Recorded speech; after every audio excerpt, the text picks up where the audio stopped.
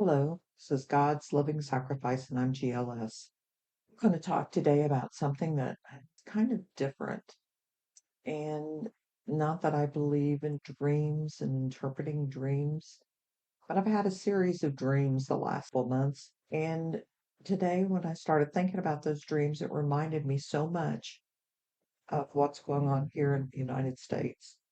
First, I want to talk about dreams. In Genesis, there's 27 verses about someone having a dream.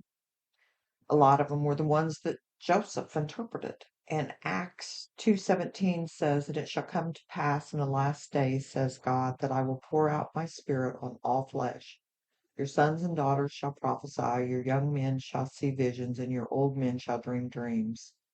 So I don't know whether it's good, bad, or indifferent to talk about dreams, but here we go. My dream has been about a house in a tower.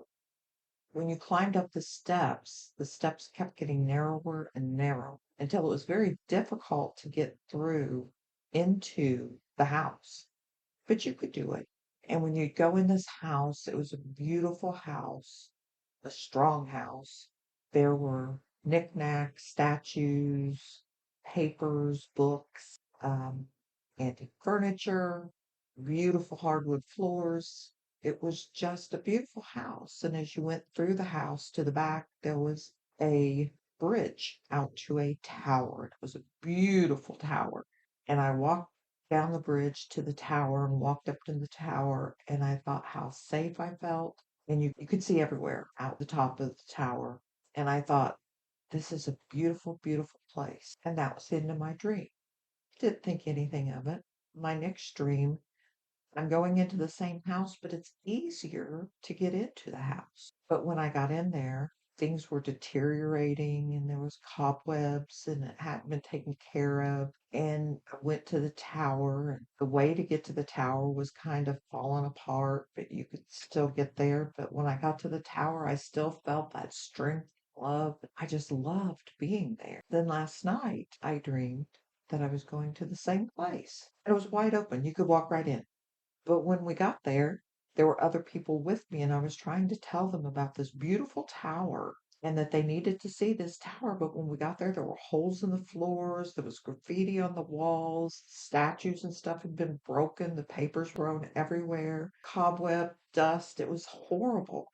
And the room that you had to go through to get to the bridge that took you to the tower was a big, big hole in the floor, and you had to walk right up next to the edge of the wall to get to that bridge. And so when I got there, there's a window. Just as I got there, the bridge collapsed, and it was just like the tower vanished, and there was no way to get out of there, and the house was just crumbling. And I thought, boy, those are weird dreams. And it's funny that I'm going to the same house with the same tower. Then it hit me. That's the United States. And that tower was God standing over us. And little by little, people allowed other people to block the way to Christ. And that tower meant so much to me. And I was reading scripture, and I was reading Psalm 61, 3 and 4, where it says, for you have been a shelter for me, a strong tower from my enemies. I will abide in your tabernacle forever, and I will trust in the shelter of your wings. And Proverbs 18:10 says, the name of the Lord is a strong tower. The righteous run to it and are safe. And in my dream in that tower, I felt safe. I felt love. And the house was our country. And as it gets destroyed, our path to God is getting blocked. And I think that if you look at the scripture in Matthew 7:13 and 14, it says, enter by the narrow gate, for wide is the gate and broad is the way that leads to destruction, and there are many who go in by it. 14 says, because narrow is the gate and difficult is the way which leads to life, and there are few who find it. And I thought, wow, that is so much like my dream. When the way to get in was so narrow, I was by myself. But when it got wide, there was lots of people going through it. And I think about how, as Christians, we need to stand up. We need to fight. I don't mean physically. I mean, we need to fight Satan. We need to put on the armor of God. I say that in so many of my podcasts. Putting on the armor of God is so important, but we are watching the destruction of our country right now. And if we do not stop and pray for this country, like it says in Second Chronicles 7:13 and 14, if my people who are called by my name will humble themselves and pray and seek my face and turn from their wicked ways, then I will hear from heaven and forgive their sins and heal their lands. As Christians, we have to pray for this country, for our leaders. Whether you like the leaders or not, you still have to pray for them.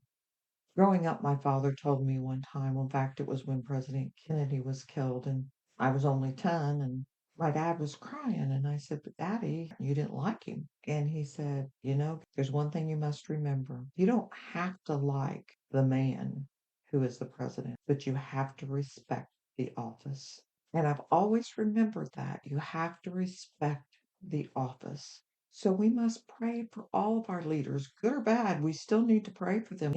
And if we all get together and pray for them, God said He'll heal our lands, but we don't do that. Was my dream just a silly dream? Maybe it was, but the things that made me feel were real. The disappointment and the sorrow I felt as the house deteriorated, but the love and the safety that I felt when I was in the tower, those were very real. So, whether you believe in dreams or don't believe in dreams, I think this is a good lesson that as Christians, we need to seek His face and turn from our wicked ways, and we need to pray. Thank you.